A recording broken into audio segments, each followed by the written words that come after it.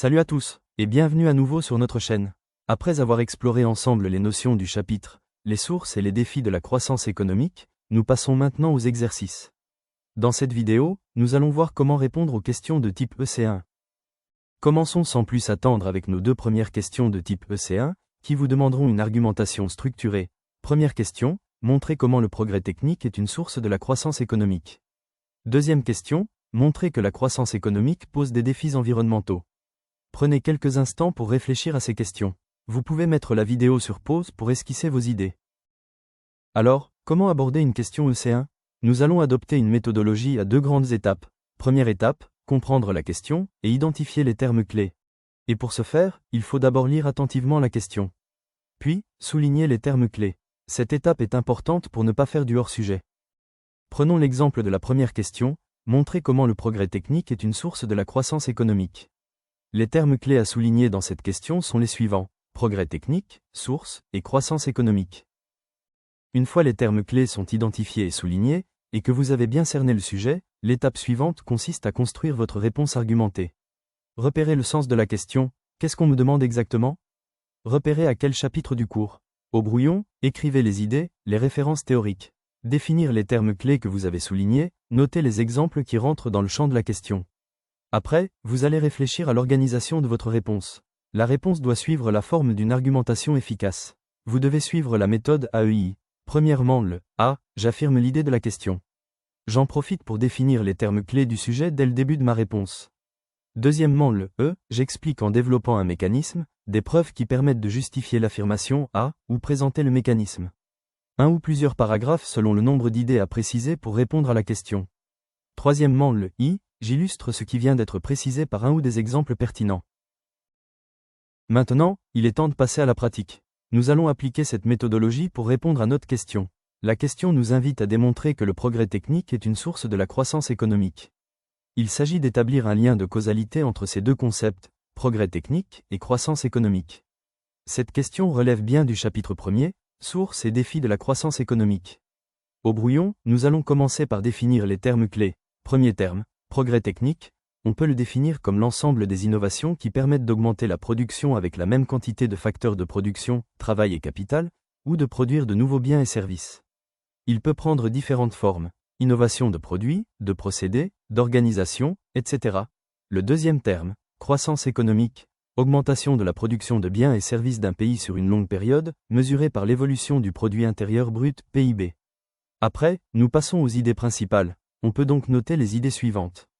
Le progrès technique agit sur les facteurs de production, travail et capital. Il augmente la productivité des facteurs. Il stimule l'investissement et l'innovation. Il crée de nouveaux marchés et de nouvelles industries. Il améliore la qualité de vie. Puis, concernant les références théoriques, on peut citer deux théories. Celle du modèle de croissance exogène de Solow. Selon cette théorie, le progrès technique est un résidu inexpliqué qui explique une partie significative de la croissance. La deuxième théorie est celle de la croissance endogène de Romer et Lucas, selon laquelle le progrès technique n'est plus exogène, mais c'est le résultat d'investissement, recherche et développement, capital humain et d'institutions. Il est ainsi produit par l'activité économique. Passons maintenant aux exemples. Pour illustrer notre réponse, on peut citer les exemples suivants. Premier exemple. La révolution industrielle, machine à vapeur, métier à tisser, cette révolution industrielle a permis l'augmentation de la production et de la productivité. Le deuxième exemple est celui de la technologie de l'information et de la communication, Internet, informatique. Le développement technologique avait un impact remarquable sur la productivité du travail, l'émergence de nouvelles entreprises comme Google et Amazon, etc. Parfait. Nous avons vu la méthodologie, nous avons même commencé à l'appliquer. Maintenant, nous allons décortiquer ensemble une réponse typique et bien construite à notre question, montrer que le progrès technique est une source de la croissance économique. Reprenons ce premier paragraphe et voyons comment il s'inscrit parfaitement dans notre méthodologie AEI. Le progrès technique, qui se manifeste par l'ensemble des innovations permettant d'accroître l'efficacité de la production ou de développer de nouveaux produits et services, est un facteur déterminant de l'accroissement des richesses sur le long terme. Il permet de repousser les limites de la production liées à la quantité des facteurs de production, travail et capital, en améliorant leur productivité. Ce paragraphe joue un double rôle essentiel dès le début de notre réponse. D'abord, la définition des termes clés, puis l'affirmation de l'idée. On voit clairement que le paragraphe prend le temps de définir clairement le terme « progrès technique » avant même d'affirmer l'idée. Juste après la définition, le paragraphe passe directement à l'affirmation de l'idée principale de la question. Après avoir posé les bases et affirmé notre thèse dans le premier paragraphe, nous entrons maintenant dans le vif du sujet avec le deuxième paragraphe, qui représente la partie E expliquée de notre méthode AEI. C'est ici que nous allons détailler les mécanismes par lesquels le progrès technique agit sur la croissance. Lisons d'abord le paragraphe. Le progrès technique exerce son influence sur la croissance par plusieurs mécanismes. Tout d'abord, il agit directement sur la productivité des facteurs de production.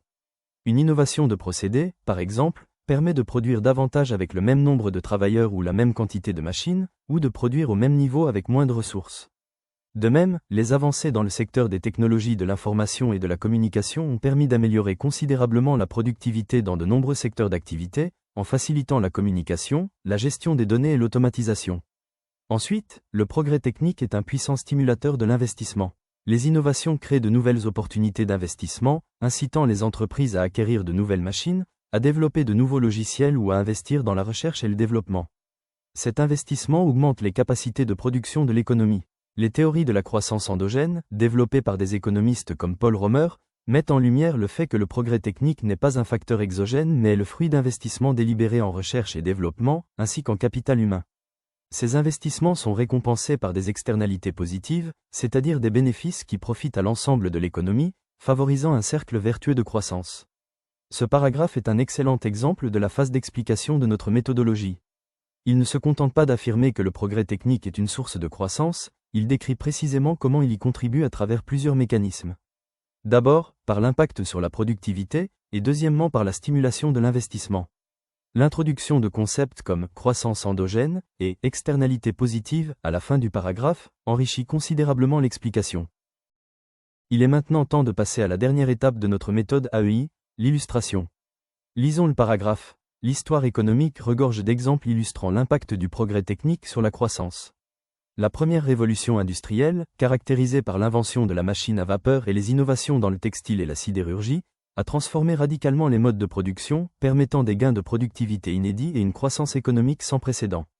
De même, l'introduction de l'électricité et du moteur à combustion interne au cours de la deuxième révolution industrielle a non seulement créé de nouvelles industries, automobiles, électroménagers, mais a aussi eu un impact transversal sur presque tous les secteurs économiques, augmentant l'efficacité et la production à grande échelle. Plus récemment, la révolution numérique depuis les années 80, avec le développement des micro-ordinateurs, d'Internet et de l'intelligence artificielle, a eu des effets profonds. Elle a permis une automatisation accrue des processus industriels et tertiaires, une gestion optimisée des chaînes d'approvisionnement, et l'émergence de services entièrement nouveaux, contribuant significativement à la croissance des pays développés et émergents. Des entreprises comme Apple, Microsoft, Google ou Amazon sont le fruit de cette révolution et illustrent la capacité du progrès technique à générer de la valeur et de la croissance à une échelle mondiale. Ce paragraphe incarne parfaitement la phase d'illustration de notre méthodologie.